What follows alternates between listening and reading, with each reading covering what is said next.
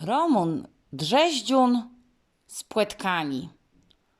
Weimk z Mariolka i przygłedę. Mył Mariolka ju nie wiedza, co my robić. Nyprzód sedza na zeslu, płetem ulezia na zufie, na śtud wzoła so za ciosani swej ulubiony pupci, ale chudkłe to i zmierzło.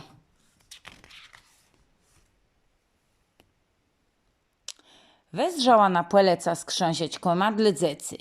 W sieci miaju dwa, albo nawet trzy razy przecie tuny, a na ulubioną przy głedach stole me drypte znawnetka na pamiąc.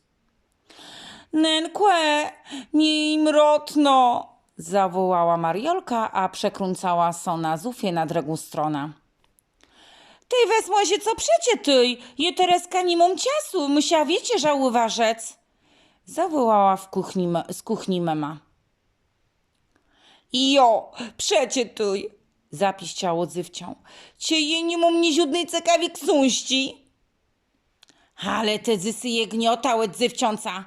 Jak nie myśl cekawi ksuści, to sama taką napisie.